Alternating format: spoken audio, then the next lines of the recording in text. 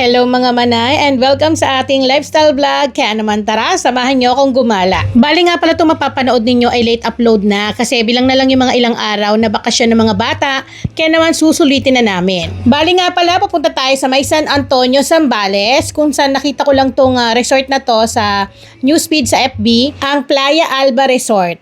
So ang bilis ng transition, nandito na kagad tayo sa room at eto nga lang naman yung room namin na halos parang aalog-alog kaming apat. So, meron dalawang bed yan, tapos fully aircon. Ang kagandahan lang sa pagpunta namin dito mga manay, bali Monday to, kaya pag mga ganong araw, as in talagang halos lahat ng mga nagbakasyon, nasa bahay na nila dahil nagtatrabaho na.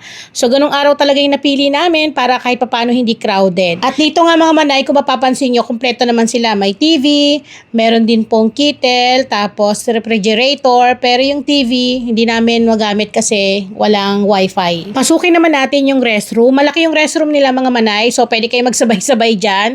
Meron din bathtub. Then, sa mga assistant nila dito, pwede kayong tumawag kung sakaling may problema. Madali lang naman sila ang kontakin. Then, ito yung view ng aming room. Napakalawak. Kaya kung marami kayo gusto nyong mag-chill, as in talagang tumambay, magdamag, ang ganda ng view kasi ang lakas ng hangin dito. Pero hindi kami nakatambay dito kasi nung dumating kami is gabing-gabi na antok na rin kami. Then, may mga katabi na rin silang mga resort. So, pwede kayong mamili dyan kung ano yung gusto ninyo. So, ito yung napili namin kasi nung time na yon, ito yung merong bakante. At kung mapapansin nyo, as in talagang walang sa kanila, nakabook. Iilan lang. Then nakikita nyo yung mga bangka na yan. Bali, ayan daw yung sinasakyan para makapunta ka doon sa kabilang isla. Pero hindi ko tinry kasi takot talaga ako mga manay. Piling-pili talaga, takot ako sumakay sa bangka kasi hindi ako marunong lumangoy. Ayun lang, mahilig lang ako gumala at tumambay sa mga beach. Pero hindi ako marunong lumangoy. So, eto na nga at lalabas na tayo dahil kakain na nga kami bago maligo ang mga bata dahil namimilit na sila. Dahil kagabi pa lang, gustong-gusto na nilang lumangoy nung nakita yung swimming pool na dinaanan namin. So, ayun lang mga manay, yung room na to napakaganda. Pwede kayong mag-check sa kanila kasi meron silang mga mas malalaking room or kung ano yung kakasya kung ilan kayo. So, napakadali namang kausap yung mga staff nila dito kaya hindi rin kayo talaga mahihirapan kung ano yung problema, pwede kayong tumawag. Then, dahil nga nasa tapat kami ng beach, yun yung pinili namin. So, maglalakad tayo ng mga ilang hakbang para makapunta naman dun sa pool kung saan andun naman yung swimming pool at yung pinaka, dining nila. Kung kayo ay kakain, kasi meron din sila ditong restaurant na pwede kayong magpaluto, mag-order sa kanila. Magme-message lang kayo or tatawag kayo. So, itong anak ko na nauuna, ito yung bunso ko. Gusto nang tumalon pero pinipilit namin na kailangan kumain muna sila bago maligo. Then nga pala mga manay, hindi kami rito tumagal. Kasi bale halos 24 hours lang yung dinayo namin dito dahil kinabukasan uuwi din kaagad kami. Then kapag luto naman na yung pagkain ninyo, pwede din i-serve sa room ninyo or pwede rin naman na kayo yung pupunta mismo doon sa restaurant nila.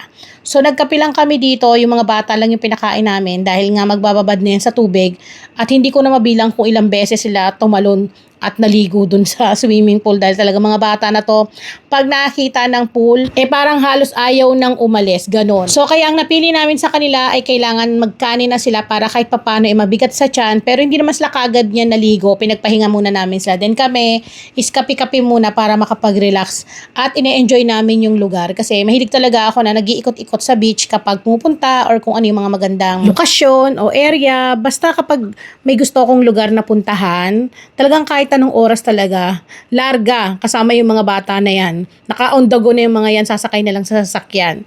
Pero alam niyo mga manay, isa to sa nagustuhan ko kasi syempre, hindi naman tayo pinanganak na mayaman, pero nakakatuwa na yung mga dating tinatanaw-tanaw mo lang na sana makarating ako doon, sana makapasyal ako doon. Nakaka-proud na napupuntahan ko na at kasama yung mga anak ko. Kulang pa nga yan kasi yung dalawa may trabaho na.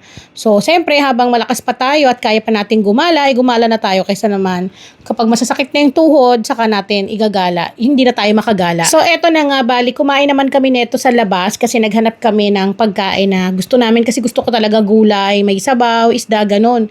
Ganun yung mga gusto ko kapag nasa labas ako. Nakakasawa kasi kapag puro karne, parang nakakaumay na. So hinahanap ko talaga yung mga pakbet, mga ganyan, sinabawang isda.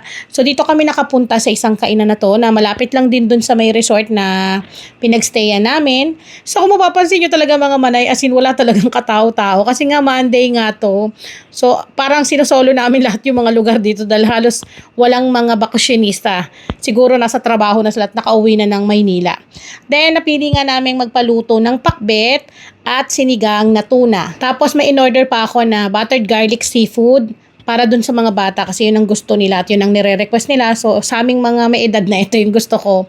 Itong pakbet na to, hindi ko akalain na ganito karami yung serving. Kaya talagang inubos ko kasi sayang naman. Kala ko kasi maliit lang na mangkok na good for 1 to 2 lang. Pero pampamilya pala. Pero para sa akin as in naman, naubos ko kasi masarap. Hindi maalat yung pagkakaluto. Pwedeng mo siyang papakin. Na mas yun ang gusto ko talaga kapag gulay. Yung pwedeng papakin para talagang kahit doon pa lang ay mabubusog ka na. So kumakain na kami dito, then mamaya ay babalik na kami doon para maligo naman. At eto na nga tayo. So lalabas na tayo niyan para maligo. Ayan mga manay. So sabi ng mga anak ko, bakit hindi daw umaalis yung mga bangka?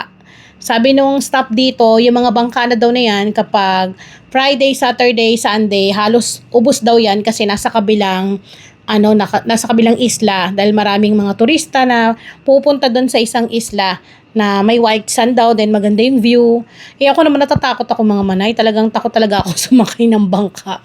Sa totoo lang, mapasakay man ako, gusto ko yung malaki-laki. Parang feeling ko, ewan. So pasensya na at disclaimer ha. Baka may sabi, nag-iinarte lang ako.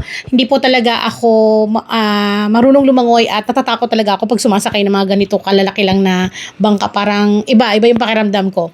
So eto nga at maliligo na. Bali yung husband ko or yung partner ko, ang gusto niya kasi dagat. Kapag talaga may pinupuntahan kami, kaya kadalasan tinatanong ko kung may pool para sa mga bata at dagat para sa mga katulad nating mga may edad na sumasakit na yung mga tuhod. So kailangan natin to. Bali yan, sinamahan muna namin siya dito dahil maya-maya iiwanan din namin siya dahil dun nga kami sa pool kasi may mababaw doon mga manay. May pang bata doon kaya naman iniwanan namin siya para doon naman siya maligo. Then dito naman kami tumambay sa pool nila. Bali ang sukat dito ay may 4, 5, and 6 feet. Then yung pambata yung 4 feet. So doon ako nakatambay. O di ba baligtad. Yung matanda ang nasa pambatang liguan. Pero kay Rebels naman, na-enjoy ko naman kahit pabasa-basa lang, sila lumalangoy dyan. Then ayun na nga, napakabilis lang. So uuwi na kami niyan. Hindi naman halata na sobrang dami naming dala. At doon sa mga magtatanong kung meron kayong alaga na bit-bit, so hindi pwede yun dito. Hindi sila nag-allowed ng mga dog dahil bawal daw. Then dito nga pala kapag nag-check-in kayo, may deposit sila na 1,000 pesos para in case na kung may masira ay i-charge yun sa inyo. Pero overall, napakaganda naman dito magstay. So ayun lang. Bye-bye!